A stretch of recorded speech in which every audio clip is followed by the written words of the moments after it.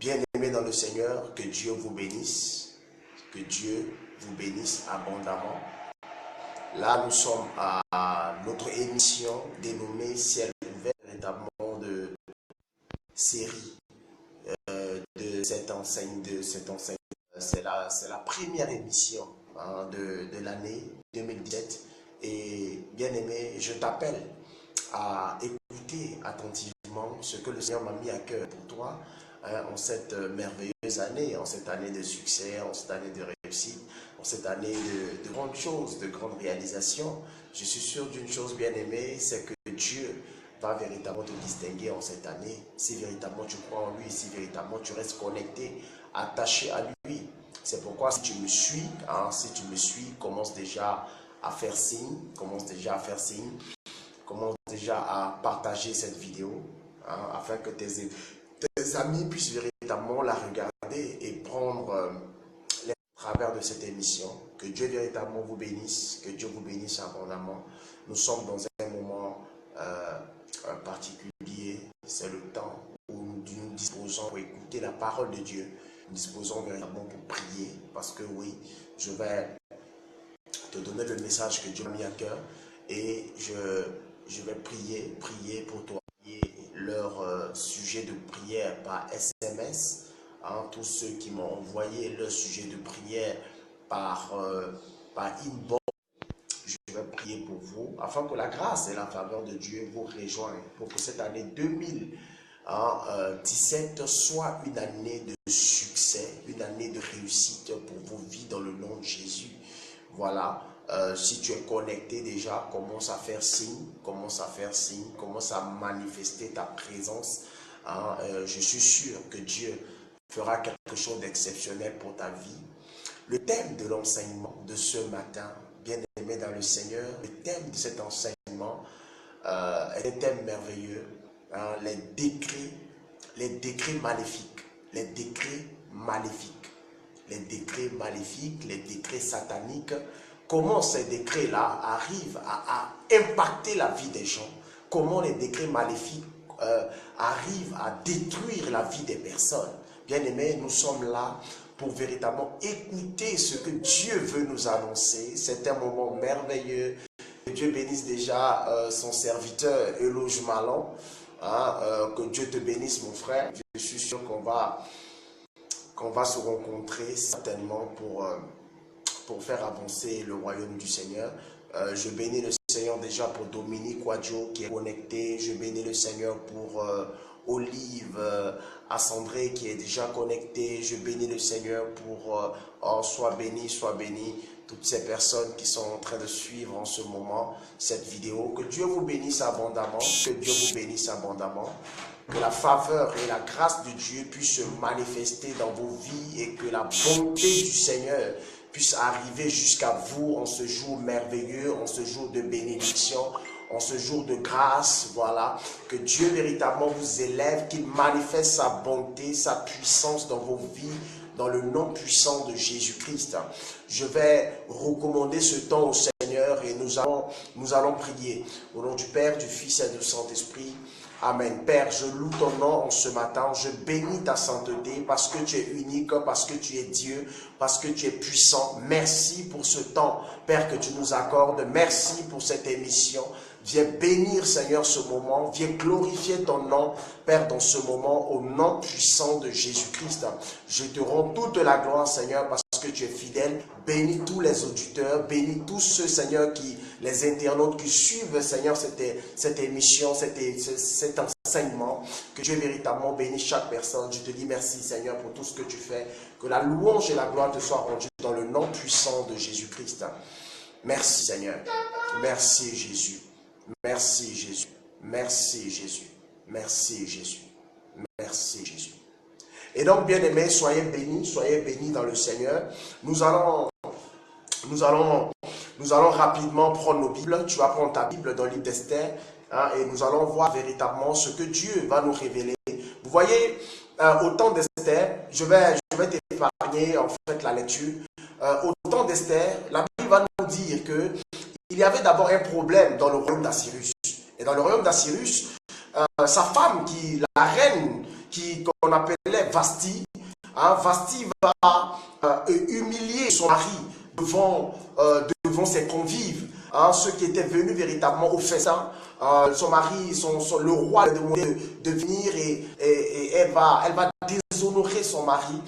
Il va se fâcher et il va lancer véritablement qu'on puisse lui choisir une autre reine dans tout son royaume. Et il y a eu une sélection qui s'est passée. Et parmi toutes les filles qui ont été rassemblées pour subir cette épreuve, hein, pour voir véritablement qui le roi allait choisir comme reine, il y avait une femme juive, une jeune fille très belle qu'on appelait Esther. Et Esther était cette femme-là qui avait suivi les recommandations de son père, hein, je dirais de son oncle, qu'on appelait Mardoché, et qui va faire scrupuleusement tout ce que son oncle lui a dit, et pour que cette femme-là soit sélectionnée. On va voir à la suite, hein, que Esther sera choisie par le roi, hein, comme la reine, hein, de son royaume. Et il va se trouver qu'à un moment donné, il y avait un homme dans ce royaume, ou du moins qui faisait partie de l'équipe même du roi, et on l'appelait Aman. Vous voyez, Aman était cet homme que le roi avait élevé en dignité. Et quand le roi a élevé Aman en dignité, vous voyez, tout le monde se prosternait devant Aman. Tout le monde se mettait à genoux devant Aman. Pourquoi? Parce que après le roi, c'était Aman qui régnait. Aman avait l'autorité, Aman avait la domination, Aman avait le contrôle sur tous ceux qui étaient dans le royaume d'Assyrus. Et la Bible va nous dire que les gens se prosternaient quand Aman passait. Les gens se prosternaient quand Aman se levait. On a vu véritablement qu'il y avait beaucoup de personnes qui se prosternaient devant Aman. Aman son siège était établi au-dessus des sièges de tous les dignitaires, tous ceux qui étaient élevés en autorité dans le royaume d'Assyrus. Le siège d'Aman était au-dessus de leur siège. Et donc pour montrer l'autorité, l'impact que Aman avait au-dessus de tous ceux qui étaient élevés en dignité dans le royaume d'Assyrus. Bien aimé. Cependant, parmi les portiers du roi, il y avait un homme qu'on appelait Mardoché. Cet homme était juif et il marchait selon la conviction juive, selon les recommandations de Dieu, le Dieu d'Israël. Et qu'est-ce qui va se passer? Ceux qui travaillaient, les autres portiers, ont constaté que chaque fois que Aman venait ou bien se présentait, bien aimé dans le Seigneur, cet homme Mardoché ne se prosternait pas devant Aman. Et cette nouvelle, cette annonce va parvenir aux oreilles d'Aman. Et Aman va comprendre que véritablement cet homme Mardoché, qui était portier, un gardien, bien aimé, du palais royal, il ne se prosterne pas devant Aman qui était élevé en dignité. Pourquoi? Parce que selon la loi juive, bien aimé dans le Seigneur, à part l'Éternel et le roi juif, le juif ne doit pas se prosterner devant un homme. Cet homme voulait marcher dans la fidélité à la parole de son Dieu. Bien aimé, voilà que Aman va se lever contre lui. Aman va se lever contre Mardoché parce que simplement Mardoché voulait marcher dans la fidélité, dans la marche avec son Dieu, la fidélité à sa parole. Laisse-moi te dire quelque chose, bien aimé dans le Seigneur. Chaque fois que tu veux honorer Dieu, chaque fois que tu veux donner gloire à Dieu, par ton obéissance à sa parole, et que les persécutions vont se lever, que les attaques vont se lever, ne t'inquiète pas. Parce que si tu es sur la bonne voie du Seigneur, quelles que soient les attaques qui s'élèveront contre toi, Dieu s'élèvera, bien aimé, pour te défendre dans ta situation. Tu verras la puissance de sa main se manifester en ta faveur. Pourquoi? Parce que tu es sur son chemin. C'est pourquoi l'apôtre Paul dit, bien aimé, si vous souffrez, souffrez en tant que chrétien. Ne souffrez pas en tant que des païens. Parce que si tu souffres parce que tu vis dans le péché, parce que tu fais ce qui est mauvais, et que par là tu es en train de souffrir, Dieu ne peut pas te défendre. Dieu te défendra lorsque tu es sur le bon chemin. C'est pour cette raison, Bien-aimé dans le Seigneur, fais tout ce que tu veux, mais honore ton Dieu par l'application de sa parole. C'est quelque chose de fondamental. Et cela, bien-aimé dans le Seigneur, fait manifester la grâce et la puissance de Dieu dans ta vie. On a vu les 3 compagnons de Daniel. Les 3 compagnons de Daniel n'étaient pas en train de faire de mauvaises choses pour pouvoir être... Et puis, ils ont été confrontés en fait au... Non, mais c'était des personnes qui avaient pris la décision de ne pas se prosterner devant la statue.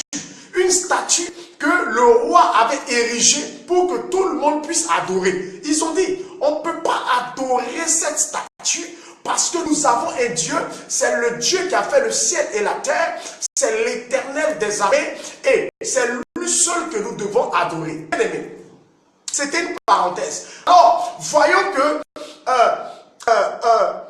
Aman a constaté, voyons que Mardochée ne se prosternait pas devant Aman. Aman va se mettre dans une colère. Il va aller voir le roi. Il dit au roi que voilà, il y a un peu parmi tous les peuples qui sont sûrs dans ton royaume, dans toutes les provinces qui se trouvent ici dans ton royaume, il y a un peuple qui a des coutumes à part, qui a un Dieu à part, qui a des pratiques à part, qui a une manière de vivre qui n'est pas conforme aux lois que nous avons établies. Donne-moi l'autorité, donne-moi véritablement la permission pour que je puisse exterminer ce peuple. Et je vais prendre de l'argent dans la main de tout le peuple pour pouvoir verser dans le trésor. Et tu auras beaucoup d'argent. Le roi, voyant son intérêt, il n'a même pas demandé c'était quel peuple. Alors il a dit, fais ce que tu veux. Je donne l'argent, je te donne mon anneau et je te donne aussi ce peuple. Faisons ce que tu veux. Alors, Aman qui ne voulait pas s'en prendre à Mardochée seul, il voulait s'en prendre maintenant à tout le peuple d'Israël qui se trouvait dans le royaume d'Assyrus. Et qu'est-ce qui va se passer? Aman va réunir dans la même nuit, écoute-moi bien, dans la même nuit, Aman va réunir tous les secrétaires du royaume, afin véritablement du palais, afin véritablement d'écrire un édit, d'écrire un décret. Il dit, ce décret, c'est contre tout le peuple juif.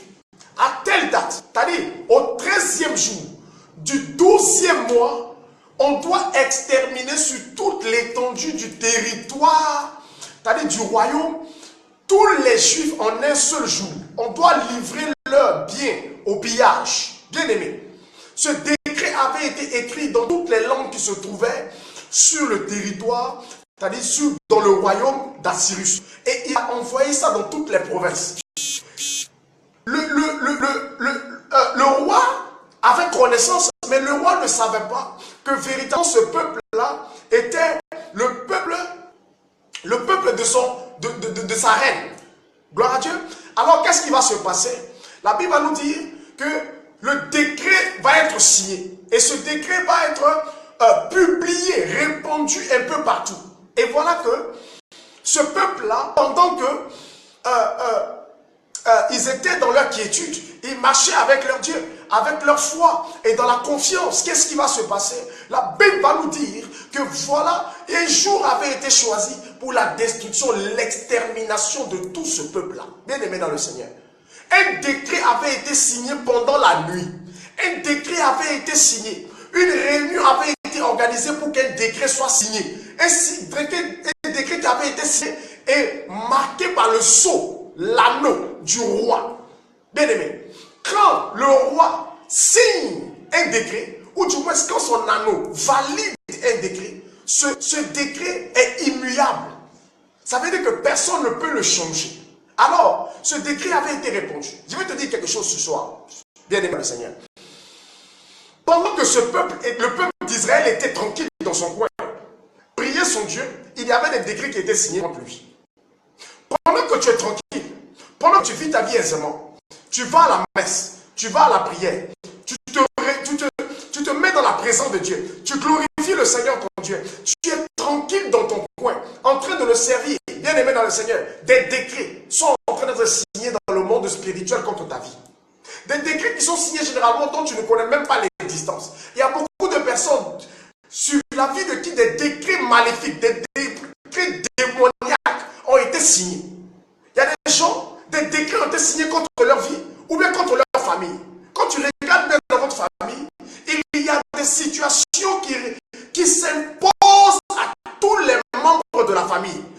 situation, ou bien une maladie, ou bien une attitude, ou bien un comportement, bien aimé dans le Seigneur, qui s'impose à tous les membres de la famille. Quand tu regardes, ta maman, tu as l'impression que tu es en train de suivre l'histoire de ta mère. Ta maman a été mariée, on l'a divorcée. Aujourd'hui, tu es marié, on t'a divorcé et actuellement tu es en train d'attendre. Beaucoup de personnes dans leur famille, soit ils vont faire des enfants. Tu vois, des femmes qui font des enfants à 2 ou 3 personnes différentes. 2 ou 3 papas, 4 papas, 5 papas.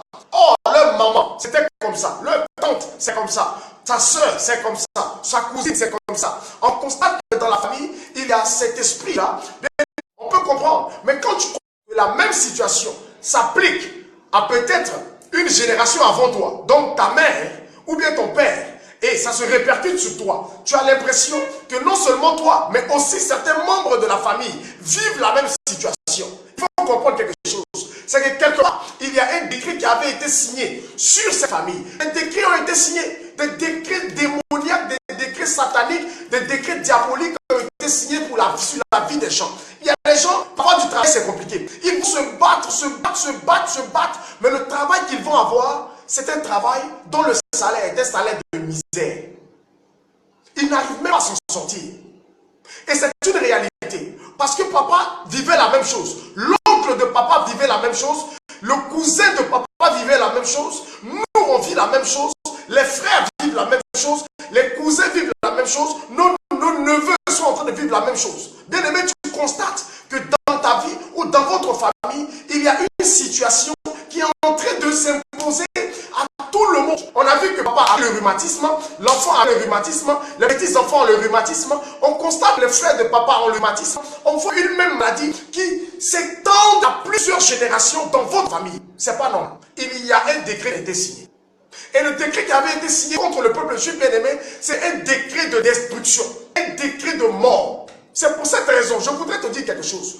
Souvent, il y a des décrets qui existent contre toi sans même que tu connaisses l'existence. Beaucoup de gens subissent des situations qui sont dues à des décrets sataniques, qui sont dues à des décrets maléfiques, qui sont dues à des choses que les gens ont prononcées, des paroles prononcées contre leur vie et qui ont pris effet dans le monde spirituel. Et beaucoup de gens se posent des questions. Mais c'est quelle situation? Et c'est jusqu'à quand ça va finir? Parce que simplement tu te rends compte, bien aimé dans le Seigneur, que ça devient difficile. De plus en plus. Vous voyez, j'ai prié pour un frère. Ce frère-là, il avait du travail. Chaque fois il n'avait pas de difficulté pour avoir du travail. Mais chaque fois qu'il avait un travail, il le perdait aussitôt. Pourquoi? Parce que simplement, il avait une malédiction qui influençait sa vie et la vie de beaucoup de personnes dans sa famille. Plusieurs fois, il a eu du travail, mais il le perd. Et souvent, avant même qu'on ne le paye, il perd l'argent. Et dans sa famille, beaucoup de personnes vivaient la même chose. Il y a un monsieur, un blanc, qu'il a croisé en pleine rue. Ce monsieur il était canadien. Alors, il a rencontré ce frère et il lui a demandé un service, puisqu'il ne connaissait pas la ville. Et donc, le frère lui a indiqué le coin, c'est-à-dire le lieu où il voulait partir. Et voilà, il a accompagné même jusqu'à ce lieu-là. Et qu'est-ce qui se passe? Le blanc était tellement touché, il lui a dit, bon, d'accord, écoute, donne-moi ton nom, donne-moi ton contact, je vais te faire du bien. Vraiment, tu as touché mon cœur, je vais te faire du bien. Et le monsieur l'a appelé, il a oublié et il a voyagé. De Canada, le monsieur l'appelle pour lui dire, c'est vous, monsieur Tant? Il dit, oui, c'est moi, c'est moi. Il dit, oui, oui, vous vous rappelez de moi? Il s'est présenté et il lui a dit, bon, écoute, qu'est-ce que tu fais? Il dit, non, il ne fait rien. Il dit, moi, est-ce que tu as un permis quand même? Si tu as un permis, au moins, je peux peut-être t'envoyer une voiture. Et puis, bon, tu vas te débrouiller avec. Il dit, il n'a pas de permis. Imaginez-vous, ce blanc va lui faire un transfert d'argent. Il va lui envoyer 200 000 pour pouvoir faire un permis. Il a les 200 000, il passe le permis. Dès qu'il a le permis, le blanc qui avait promis lui envoyer la voiture, prend contact avec lui pour lui envoyer la voiture. Et lui, il y a quelque chose qui se passe. Non seulement il perd son numéro, mais le monsieur aussi perd le numéro du gars. Et du coup, il a tout fait, il a rappelé, il a fait mes épieds pour entrer en compte avec le blanc. Quelqu'un qui était de bonne foi, qui a osé même envoyer 200 000 pour qu'il puisse passer son permis et qui était prêt à mettre une voiture, bien aimé dans le Seigneur, dans le bateau, pour qu'il puisse réceptionner au niveau d'Abidjan, pour peut-être mettre en taxi ou bien faire le transport public avec, bien aimé dans le Seigneur, pour lui permettre de sortir de la situation.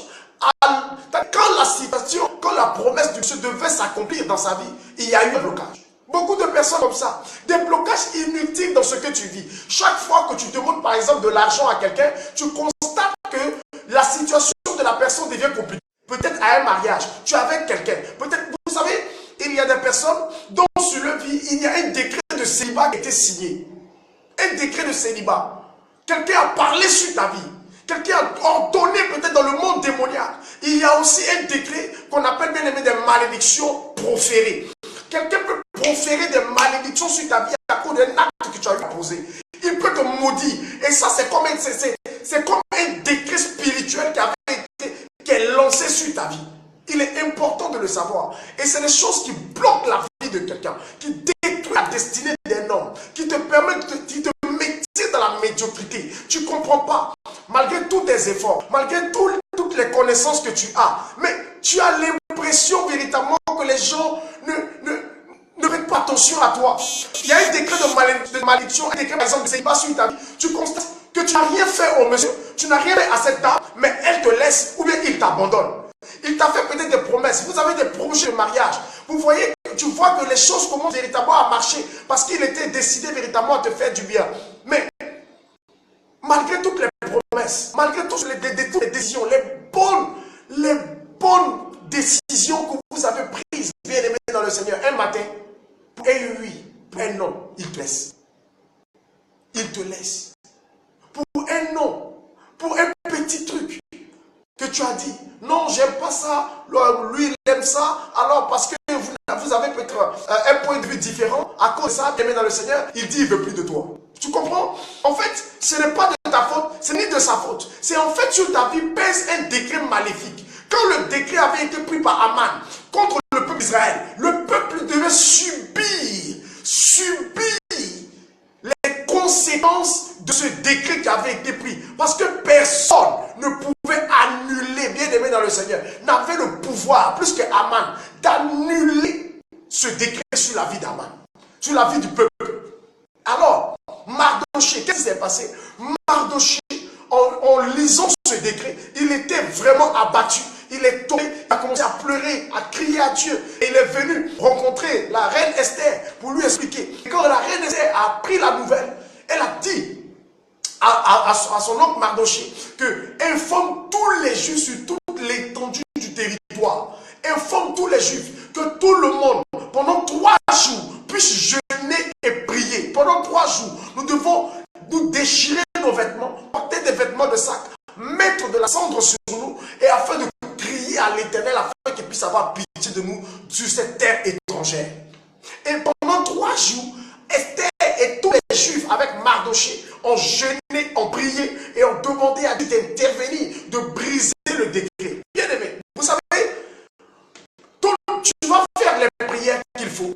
Tu prendras les temps de jeûne qu'il faut. Ce qui est très important peut-être de te faire sortir d'une situation. Mais il y a des choses que tu dois faire. Ensuite, parce que quand Esther a fini de prier, écoutez-moi bien, il est important. Parce que quand tu vis une situation terrible, une situation forte, négative, il est important de crier à l'Éternel. Crier à Dieu. Comprends que ta situation n'est pas normale. Comprends que ce que tu es en train de vivre est difficile. Comprends que si Dieu ne vient pas à ton secours, tu ne sortiras pas de cette situation. Il est important de crier à ton Dieu. Ils ont pris 3 jours de jeûne, de mortification. Ils ont mortifié leur âme. Il y a des gens pour jeûner, même pour la situation qu'ils sont en train de vivre, c'est difficile pour eux. Écoutez bien. Tu veux que Dieu te sorte d'une situation. Si tu es fatigué de ta situation, tu vas être capable de pouvoir jeûner 3 jours, 4 jours, 7 jours, s'il le faut, selon l'inspiration de Dieu, pour sortir de la situation que tu es en train de traverser. Je veux te dire quelque chose bien aimé dans le Seigneur. La vie spirituelle n'est pas aisée. Si tu ne le savais pas, je t'informe. Même les sorciers jeûnent. Même les féticheurs jeûnent. Mais ils jeûnent. Parce que le jeûne est une mortification de l'âme qui permet à l'esprit de s'élever. Et donc pour pouvoir faire par exemple certaines pratiques, ils n'arrivent pas à atteindre certaines missions. Les sorciers jeûnent 3 jours d'effectuer afin d'atteindre certaines cibles qui sont difficiles à atteindre. Mais en fait, pendant leur temps de jeûne, ce n'est pas l'Éternel qu'ils appellent. Ce n'est pas le Dieu de Jésus qu'ils appellent. C'est les esprits qu'ils appellent. Parce que la mortification attire la présence, une présence spirituelle dans la vie de quelqu'un. C'est pour cette raison, bien aimé, dans la situation que tu es en train de traverser, il est important pour briser certains décrets maléfiques sur ta vie, il est important de rentrer en temps de jeûne. Esther, avec tout le peuple, va entrer dans un temps de jeûne, attirer la gloire de Dieu, la présence. Écoute-moi bien ce matin. La Bible va nous dire, personne ne venait rencontrer le roi si le roi ne l'a pas autorisé. L'autorisation stricte qu'il avait prise. Il a oublié, bien aimé, les principes qu'il lui-même il avait établis. Mais les blocages vont s'ouvrir dans le nom. Dieu va entrer bien dans ta situation qui était difficile, bien aimé dans le Seigneur. Changer les cœurs de pierre en cœur de chair en ta faveur pour la gloire de son Saint-Nom. Si simplement tu comprends et tu entres véritablement dans une relation avec le Seigneur, tu expérimenteras la puissance et la gloire de ton Dieu. C'est pourquoi je veux t'informer en ce matin, bien aimé dans le Seigneur. Par le jeûne et la prière, tu peux incliner le cœur de Dieu vers toi. Par le jeûne et la prière, tu peux attirer la faveur de Dieu. Parce que Esther ne pouvait pas y entrer parce qu'il y avait des principes qui avaient été établis. Je veux te dire quelque chose, bien aimé. Quels que soient les principes qui sont établis dans ta vie, mais si véritablement tu crois que ton Dieu est capable de changer toutes choses, rentre dans un temps de jeûne, mortifie ton âme et Dieu manifestera sa puissance dans ta vie. Tu comprendras, bien aimé dans le Seigneur, que le Dieu que nous prêchons, le Dieu que nous prions, est un Dieu qui est capable d'ouvrir les écluses des cieux à cause d'une seule personne. Parce qu'une seule personne a crié en lui, à lui. Écoute-moi bien, à cause de ce que tu vas crier à Dieu, Dieu ouvrira les écluses des cieux en ta faveur. Quelque chose se passera. Élie était seul. Il était le seul à prier pour que le ciel puisse fermer. Il n'a pas prié avec quelqu'un. Il n'a pas dit que tout le peuple juif devait jeûner avec lui. Il a prié, il a jeûné seul. Mais à cause de lui, à cause de sa prière seule, Dieu a ouvert les écluses des cieux sur la vie de cet homme. Bien aimé dans le Seigneur, la pluie va tomber, la pluie va descendre. Quelque chose va se passer dans toute une nation à cause du cri d'un seul homme. À cause de ton jeûne, à cause de ta prière, bien aimé dans le Seigneur, tu peux changer l'histoire de ta famille. Tu peux changer l'histoire de ta nation. Tu peux changer l'histoire de ton village. Tu peux changer l'histoire de tous ceux qui comptent sur toi. C'est pour cette raison, il est important, bien aimé dans le Seigneur. Lorsqu'il y a un décret maléfique qui pèse sur ta vie, il est important que tu rentres dans un temps de jeûne. Surtout quand tu arrives à le détecter. Le problème, c'est que beaucoup de personnes n'arrivent pas à détecter quel est le décret qui pèse sur leur vie. Quel est le décret maléfique qui influence leur vie, leur existence. Quand tu le sais, quand tu le découvres, bien aimé, quand tu arrives à détecter ce décret maléfique-là, il faut que tu entres dans une procédure spirituelle, dans un temps de jeûne, dans un temps de prière. Et après, bien aimé, il faut maintenant un temps de déclaration. Parce que c'est la déclaration qui changera, la déclaration démoniaque sur ta vie. C'est un problème de déclaration contre déclaration, de décret contre décret, de parole contre parole, de puissance contre puissance, bien aimé dans le Seigneur. Il faut que tu le comprennes. Pourquoi? Parce que quand Esther va rencontrer le roi Assyrus et va dire au roi Assyrus que voici, je voudrais que tu viennes chez moi avec Aman, parce que j'ai préparé de la nourriture, j'ai fait des mets et je voudrais que tu viennes en fait manger avec Aman. Quand le roi a accepté, il est venu. Quand elle a expliqué au roi, elle a dit au roi après le repas que il a pris une décision pour détruire elle et tout son peuple. Le roi a dit jamais, je n'ai jamais pris de décret pareil. Il dit non, mais c'est ton serviteur Aman qui a pris ce décret. Et à telle date de l'année, moi et vous, mon peuple, nous serons exterminés. Le roi dit c'est pas possible. Aman ne peut pas faire ça. Il appelle Aman. Aman qui rentre. Quand Aman a vu le visage du roi, il a compris que sa mort était déjà résolue dans la tête du roi. Il l'a tué le même jour. Écoute-moi bien. Les ennemis, ceux qui ont proclamé des paroles de malédiction contre toi, quand tu rentres véritablement, Dieu peut être brisé comme un anneau, ne peut pas rester. Voici ce que tu vois. Quelqu'un te dit Amen. Parle que est le Seigneur annuellement quelqu'un. Temps où tu dois comprendre le Seigneur de bénédiction. Brise le décret de célibat. Non, mais tu dois employé lorsqu'un décret, à compter de la date, tout nul, annule, abroge de célibat qui avait contre le nom du décret, que ce décret soit remplacé par un nouveau décret, décret de prospérité, qui va à 2017, a été une année influencée par des décrets de Jésus-Christ, le décret de ton histoire, quelque chose de puissant, va s'accomplir. Toi véritablement en paix. C'est ce de Dieu. Bien aimé dans le Seigneur, chercher la face de Dieu. Que Dieu te permette de réussir, de prospérer, d'être élevé en cette année 2017 pour la gloire de son Seigneur. Seigneur, je veux te rendre gloire. Je veux te bénir. Je veux te dire merci. Merci Seigneur pour ce temps que tu as permis. Merci pour ta grâce. Merci pour ta bonté. Merci pour la vie de tous ceux, Seigneur de gloire Père, qui ont suivi cette émission, qui ont suivi ce temps d'enseignement et qui, Seigneur de gloire Père, suivront son enseignement. Bénis, Seigneur de gloire Père, la vie de chaque personne et que l'honneur et la gloire, Seigneur, te reviennent dans le nom puissant de Jésus-Christ. Merci Seigneur. Que Dieu vous bénisse. Que Dieu vous bénisse. Je suis votre serviteur, le modérateur Saint-Paul Kélia de l'apostolat catholique Christ aux nations. Que le Seigneur vous élève, qu'il vous bénisse abondamment au nom puissant de Jésus-Christ. Amen. Merci Seigneur.